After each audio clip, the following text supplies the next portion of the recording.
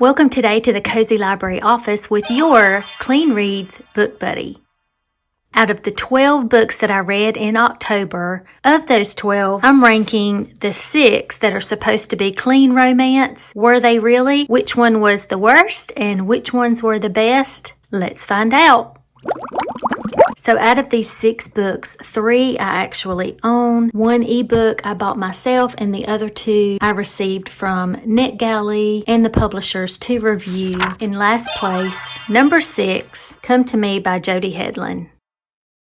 Our main character finds herself in the Middle Ages during a dangerous peasant uprising. Marion's father, as he's crossed back into the Middle Ages, and when Marion gets there, a valiant knight comes to Marion's rescue and offers her protection. And the subject matter was very interesting to me. Time travel, history, what I didn't expect and what didn't happen until about halfway through, some violent, gross things to me that I could have definitely done without. And then the romance, there was nothing wrong with it. It's all clean and it's only in a marital situation, but it's still very descriptive. So if that makes you uncomfortable, just letting you know that. Great author, but this came in last place for me. I gave it 3 stars. Number 5 for me, The Cairo Curse by Pepper Basham. Here's a quick summary of the book. Book number 2 takes Lord and Lady Astley to Egypt.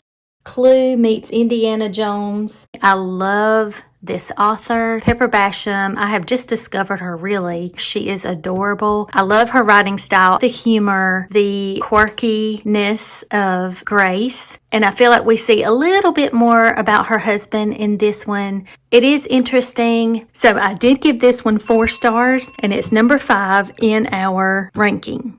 The Juliet Code by Pepper Basham. Again, here's the summary. Lord and Lady Astley finally get to go on their honeymoon to the historic city of Venice, but Detective Jack Miracle is also there investigating art heist. The Juliet Code is set to be published on December the 1st of this year. Once again, Grace had me laughing with her quirky bookish thoughts and positive reflections. I also enjoyed how Pepper Basham brought out a lot more of Freddie's personality, learning to loosen up and be himself. It was very charming, and I love the way Pepper Basham does clean romance, done in a very tasteful, classy way, which I much appreciate.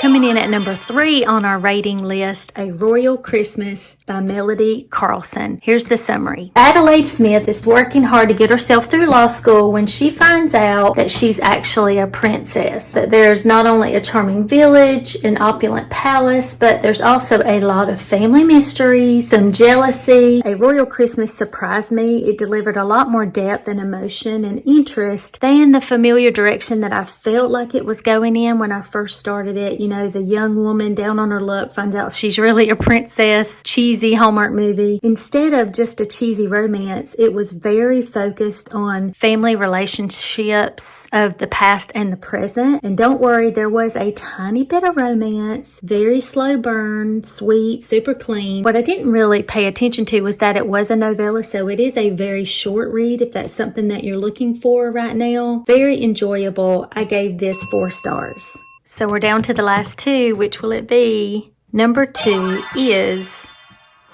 The Gilded Curse by Marilyn Turk. Here's a quick summary. In 1942, our main character, Lexi, has to go and handle the disposition of her family's vacation cottage. 10 years before, they had stopped to go in there because things kept happening, and her mom believed that the island was haunted and that God had cursed the island. Is Lexi's destiny cursed by the family's history, or will Russell help her learn the truth and find peace? So this novel is historical romance. It is clean romance, very slow burn, very enjoyable to read about. In this storyline, I love the World War II era. To be honest, I picked this up on a whim because of the destination and because it looked mysterious. So I didn't expect a lot, but I was pleasantly surprised that there was a lot deeper storyline, and it really kept me guessing. There was a mystery about the curse and all the things that have happened in the past and the things that continue to happen, and it kept me guessing until the end, and I love that. Also very likable, and you really wanted to root for her. There are grief aspects to this, but it's very, very well done. I gave this book 4 stars. And that leaves us with, surprise, surprise, a fantasy book, which if you have seen any of my videos before, I've mentioned it's so hard to find a clean fantasy book that doesn't have a lot of gore or nonsense or language. This is actually considered a YA fantasy. Here's the summary. This is a series called the Queen's Rise series. This is book number 2, fairy tale retelling, mainly about the evil queen and how she got to where she's at. And when another shapeshifter breaks into the castle to threaten the royal family, Jezebel's secrets are at risk of being exposed again.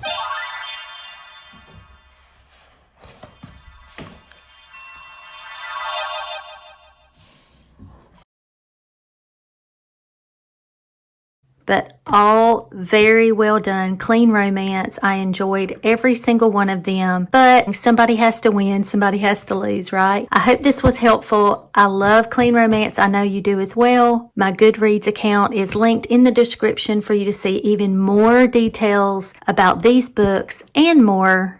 Until next time.